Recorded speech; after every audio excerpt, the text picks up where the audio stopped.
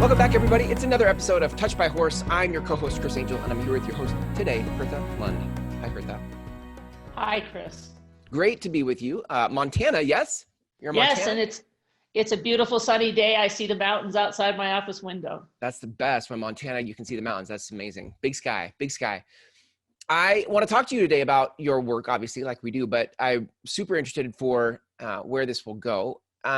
First, start with a little bit about how did you come into the Equine Gestalt work? And maybe even before that, what was your background before that? Sure. I grew up on a ranch in Montana. I've been working with horses since I was 4 or 5. I mean, I started riding very early, rodeoed for 20 years, wow. State and high school rodeo, state champion and national competitor, wow. And college rodeo. So that was my background. And I was actually a blacksmith and a horseshoer for 7 years. No way. And then I went to journalism school, covered Congress as a journalist, covered some Supreme Court cases, and then went to law school. And I've been in law school for 25 years. Wow. So, wow. So interesting to have that background. How did you get into the Equine Gestalt work? Yes, well, growing up on a ranch was idyllic in some ways. However, I did have some trauma in my past. Mm-hmm. And about 4 or 5 years ago, after working so hard to put myself through school because we'd lost our ranch, and so I had lots of stress and lots of heavy lifting to be able to make that happen, I had a near-death experience. And I was laying in the hospital. I had severe inflammation around my heart and lungs. And the inflammation was, my CRP, usually the doctors get nervous at 8. Mine was over 100. Wow. And in fact, doctors would come in and check on me because it was an anomaly that somebody with that much inflammation around my heart and lungs could be surviving. Right.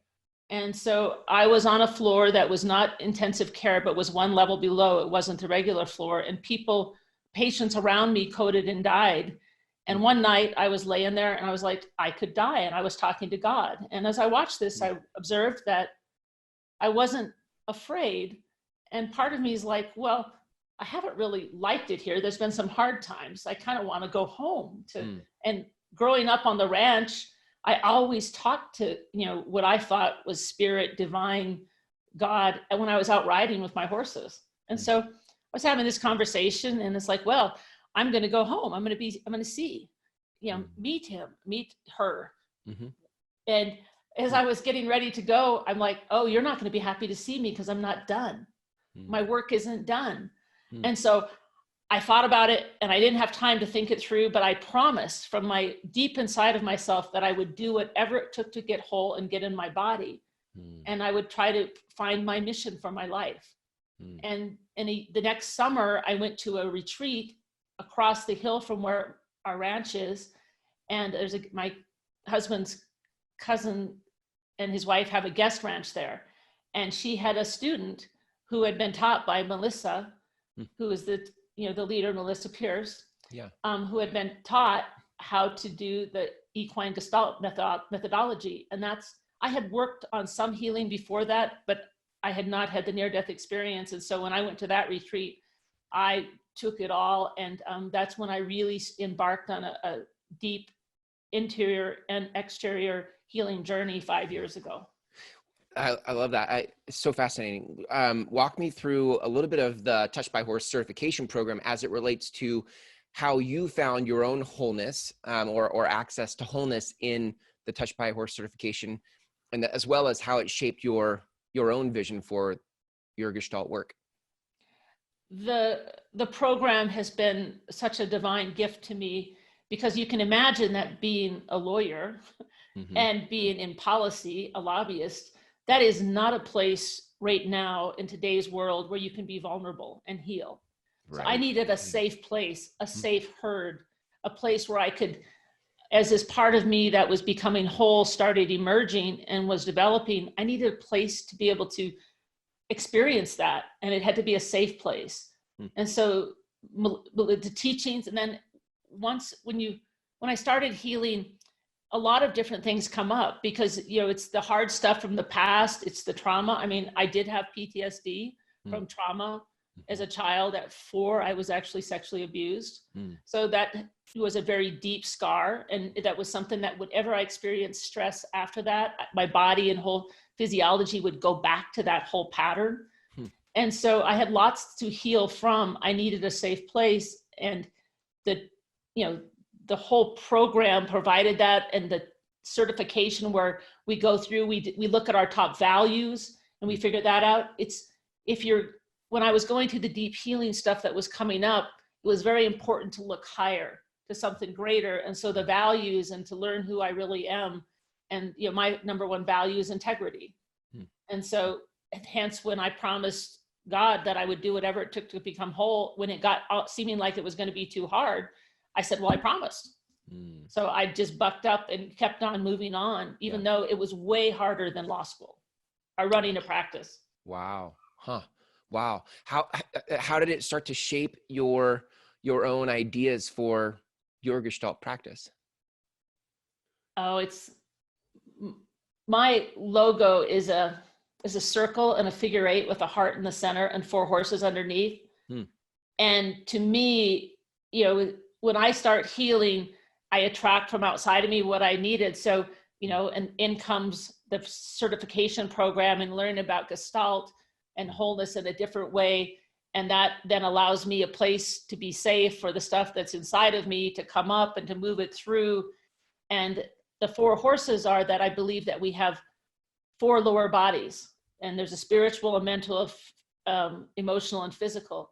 And all those bodies have to be working together. And so for me, a lot of my emotional body had been traumatized because of my childhood. I sometimes thought of her as a Palomino mare, and she'd be a little sulky.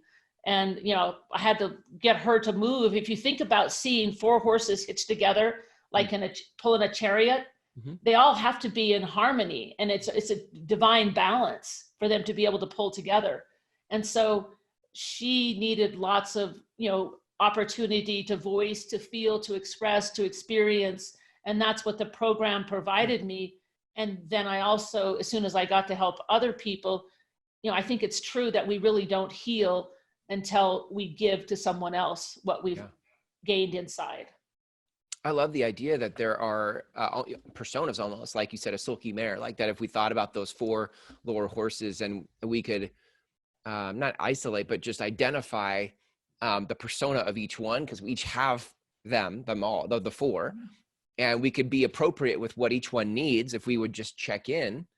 Right. Yeah. So for me, my spiritual body was a white stallion, and I didn't think he caused that much trouble. Now, it's my understanding that if we have something off, it's first done at the highest level, which is the spirit body. So there are possibilities of things wrong there, but in my mind, my spiritual stallion or body was in pretty good shape.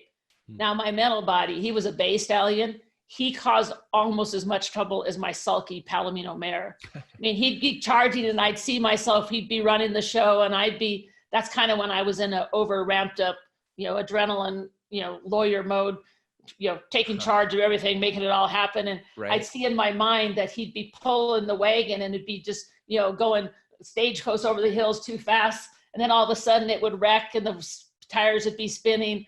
And I'd be like, well, here I am again. I kind of got out of control. And then my physical body is a bay mare, and she's, a little bit of a draft cross, and she's pretty sensible. But when the other 2 would drive her over the top, pretty soon she put her hoof down and she said, I'm not moving anymore until we get this together. Hence, my physical health crisis. Interesting. Yeah. Interesting. Wow. I love that. So there, all of a sudden there's this synergy between the parts of ourselves that, when brought together, when communicating with one another, creates what? I mean, because there's clearly the disharmony, and then when things are in harmony, what's available? What is that? How do you describe that? Well, what became available once I, really listened to and worked on getting my 4 horses in harmony is there's a deep stillness. And in the logo that I have, there's a figure 8, and in the center is a heart. And so I was able to find like this deep place in my heart. And I think that's truly where our divine identity exists. The rest of the world slows down and moves away. And that's also the place coincidental that when we're in that place, when I'm in that place, my horses love me. I mean, they're like, oh, finally, she's existing where she really, right. Truly who she is. Your real horses or your persona horses? Oh, my real horses too. Yeah. Right. So you described that to me before recording as wholeness. Like there's this wholeness that happens. Is that in the name of your business too? That's in the name of your business, right? Yes. 4 horses for wholeness. Yeah. Yeah. I like to think of wholeness is kind of each one of our divine rights. I've studied the mystical traditions of the major religions. And I think sometimes we think that mysticism is way out there, but I think wholeness is mysticism minus the mystique. Each one of us has that opportunity for that deep contact in our heart, and for our 4 horses to be in harmony, and for us to be able to walk and to be able to share that experience. And I really believe that if we do that, that's how we get rid of polarity and these things that separate us. Yeah. And to me, it's a slice of heaven on earth. I think there's something really deeply rooted that everybody's looking for. We're all, it's like outside of wholeness, I feel like we're driven by lack, moving away from our lack and towards our desire, but neither of those urges satisfy. There's nothing settling about either of those drives. Totally. You just talked about a polarity. And the reality is that in that deep part of our hearts, we have, all that we need in the connection. And it's the connection with our own divine spark, which is, you have it, I have it, every person on earth has it. It's just a question of whether or not we contact it and live in it. Yeah. And you can see this in people's lives where we look outside ourselves for something to satisfy or validate that inner knowing that there's something divine. But if we're not conscious to it, then what happens is we start trying to, whether it's through relationships, careers, money, the pursuit of whatever, to validate this subconscious or under the surface thing that would tell me that I'm divine. Yeah, I agree with you 100%. Yeah. So how, like, I want to get a sense of how do we get access to the wholeness? Because obviously the things that most of us try aren't working. So how do we get there? Yeah, that was, before I went to college, I was going to be a veterinarian or a doctor. So I was always very attracted to healing. And then I took a side turn and became a journalist and then the lawyer. So I'm kind of back to the healing part. And I've pondered that a lot. And as I observed myself, I realized that I saw myself as a flute, but the music didn't come out of the flute correctly because it was like the holes didn't line up. So I knew that around my being, I had created defenses. And, I think that's maybe, I'm probably speaking out of school, but my understanding of what, maybe psychology, psychosis, or defenses, whatever you call them, those are just places that we've built that block our true divinity from coming forward because we've been hurt.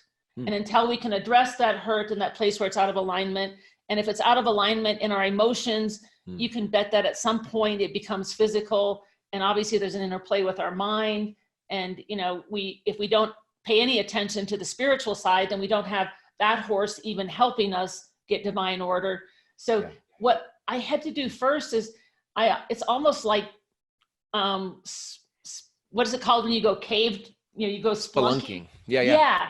Into my parts of myself that were wounded. And I'm like, to me, the places where I was wounded and had the deepest pain, those were like the apertures to wholeness. So I had to have enough courage to go in there, to feel it, to experience it.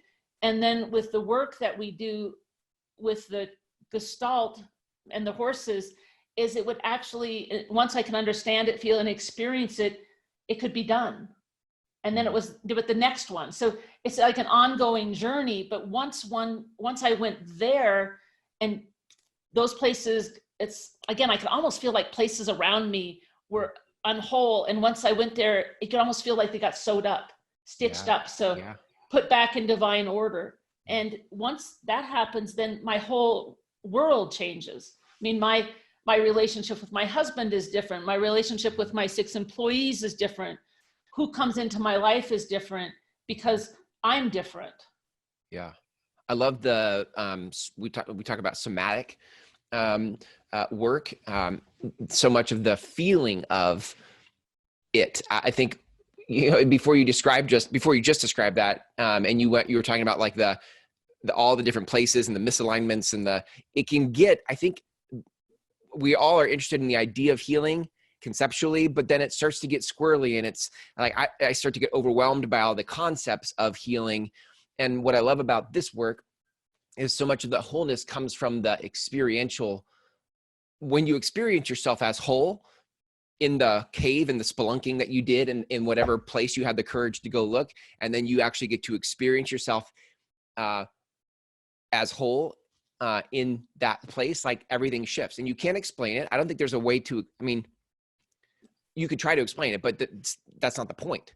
No, it isn't anyway. And the way I looked at it was, there was a place on my body, on one of my hips, and actually that hip still hurts some to this day. But I started wondering what was going on there.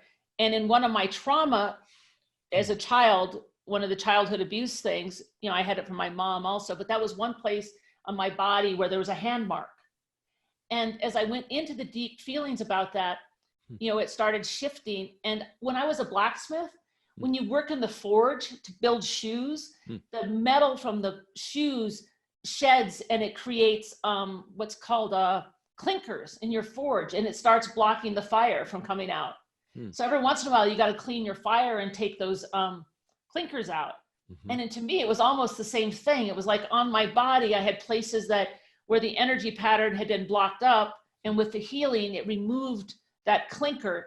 And then you would think, well, then it's great. Well, it would take like a couple of weeks after the healing process changed, because, note that I had a covering there before. So now there's going to be a new way of being, but I would feel a little raw and vulnerable until I got used to the new way as it was being healed at all levels.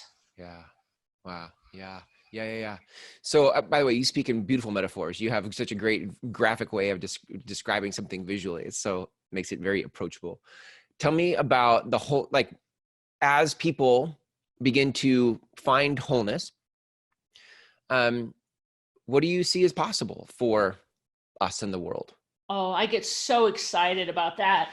I know at one point in one of our weekends, we were asked what we want to do. And I said, I wanted to be part of the front part of a revolution for wholeness.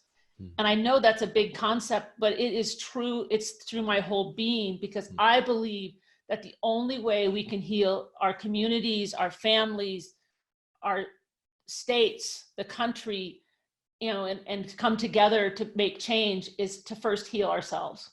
Yeah. And so it starts at home. And I think I look back and before the last election, I wrote an op-ed about how only individuals, Americans, could make America great again. It was from inside of us, becoming who we really are, that divine part. And I kind of looked at Brene Brown's work, become vulnerable and have the courage to change.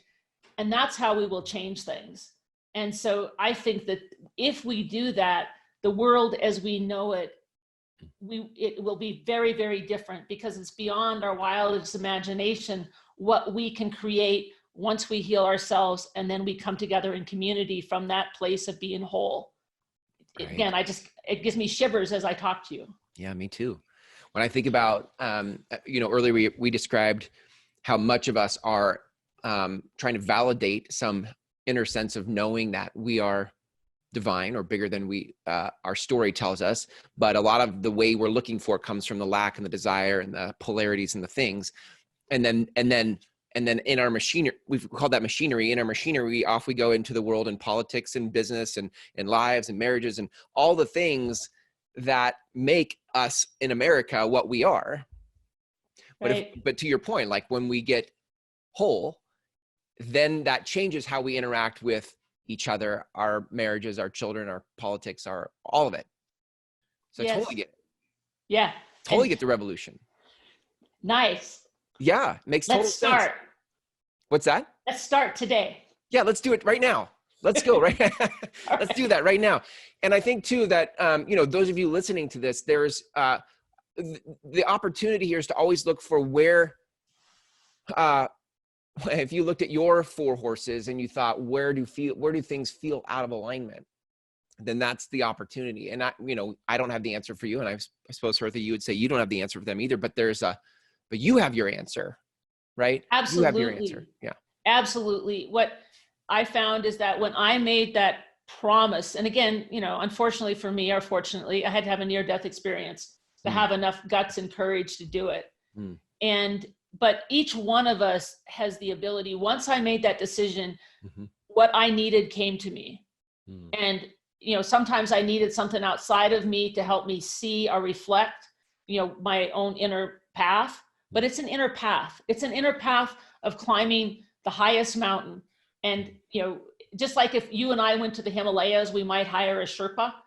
If you start your inner path of wholeness and you're sincere about it, you will be given the Sherpas when you need them. It will come to you, either through inner direction, outer direction, a book, you will attract it. That's what happened to me. I lived it. I experienced it. I totally believe it can happen for anyone. So amazing. Well, I love that you do this kind of work. Your business, your Gestalt business was created to bring this revolution, right? To bring this revolution of wholeness. And I imagine people listening to this would love to have more wholeness. How do people find you if they want to reach out to you for this kind of work? If they would look to the comments afterwards, I can check to see if I have my email address here. I didn't have it earlier. Yeah, we'll always link up in the comments here. You guys can always go to the text in this post to find the link to connect with Hertha there. Did you find anything there? No, I don't have it yet. So please look to the comments, because I would love to connect with you. Even just call to chat and share your experiences, because together, when we find our own individual wholeness, together we can share that and change the world around us. Heal Mother Earth.